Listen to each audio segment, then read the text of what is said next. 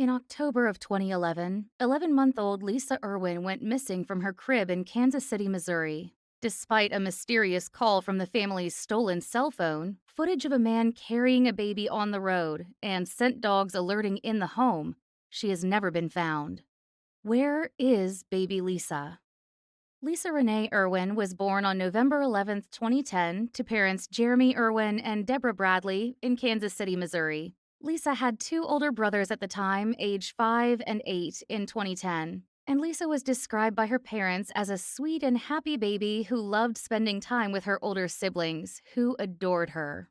In October of 2011, Lisa's first birthday was quickly approaching, and the family was planning on celebrating within a few short weeks. However, Lisa would go missing before she was ever able to celebrate her first birthday. On the evening of Tuesday, October 4th, 2011, Deborah Bradley put baby Lisa in her crib, tucked her other children into their beds to sleep, and settled in for the night at their home on the 3600 block of North Lister Avenue.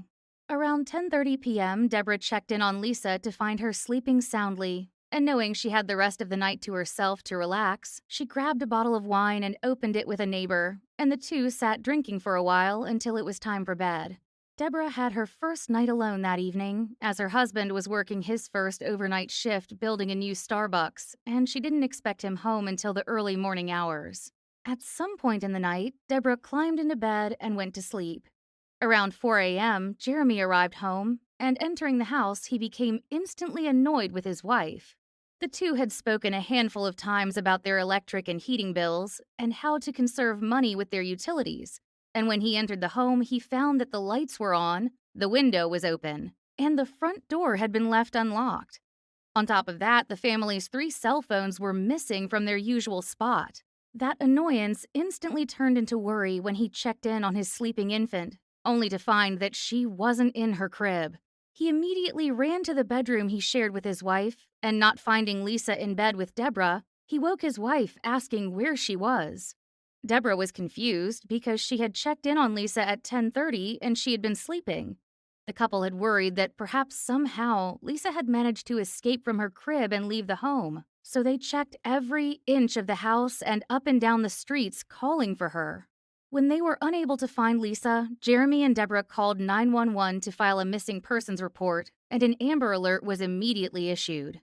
Police arrived on scene and a search was conducted, which combed the neighborhood and extended into nearby fields and wells, but Lisa was nowhere to be found.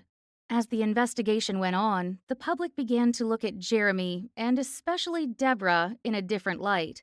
The public scrutinized Deborah for having stayed up getting drunk with the neighbor, and they began to notice cracks in her story. Deborah claimed that she could no longer be sure if she checked in on Lisa at 10:30 or 6:30 p.m., and she couldn't be completely certain of when she actually last saw Lisa. Sadly, due to the public defaming Deborah, the media began to focus on that rather than on the actual disappearance of baby Lisa. The police also had their eyes on Deborah, telling her that they knew she had something to do with her daughter's disappearance, and even told her that she had failed a polygraph test that her and Jeremy had willingly taken in order to coerce a false confession. In reality, Deborah and Jeremy had both passed their polygraph tests. However, police did have one reason to believe that Deborah might be involved. On October 19th, police dogs were brought in to search for the scent of decay, and they had alerted to an area in Deborah's bedroom near the bed. When Deborah was confronted with this find, she stated that she didn't immediately want to search for Lisa because she was afraid of what she might find. Soon, a friend of Deborah's, Shirley Pfaff, came forward and claimed that she knew that Deborah had a dark side to her. Shirley was interviewed by the Huffington Post, stating, "When the story broke, it was a normal morning in my house. I got up, put on a pot of coffee, and turned on Good Morning America like usual, and I heard Deborah Bradley. I immediately thought, this can't be the Debbie I know. It just seemed unreal until I walked back into the living room after hearing her voice. I just about collapsed. It just made me sick because I just wouldn't put this girl Debbie past anything crazy. She was my friend at one time and I loved to be around her. But when I saw the other side of her and got to know the true Debbie, I couldn't even believe I trusted her with anything. I am not shocked that her story has changed like the wind. That's typical Debbie." Despite the police dog hits in the home and Shirley's testimony about Deborah, police soon cleared the family of any involvement, with little evidence to point in that direction. Not long after the disappearance, the three cell phones were discovered not far from the family home. When interviewed, a local handyman named John Tanko had claimed that his girlfriend, Megan Wright, had been called by one of these cell phones, and the call lasted about 50 seconds. Megan claimed this call had come from her ex-boyfriend. However, Megan denied that she was the one who had answered the call, claiming that her cell phone was more like a community phone amongst her and her friends. When asked about the cell phone, the private investigator hired by Lisa's parents said, "This whole case hinges on who made that call and why. We firmly believe that the person who had that cell phone also had Lisa." More witnesses came forward claiming that around 2:30 a.m. on the morning Lisa disappeared, they had seen a man walking down the road carrying a baby. This baby was not dressed for the cold Midwestern weather, but instead was wearing only a diaper. One witness stated that he thought the sight was so unusual that he had considered offering the man and the baby a ride home, but couldn't because he was riding on his motorcycle. Another couple who lived 3 houses down from Jeremy and Deborah also saw the same thing.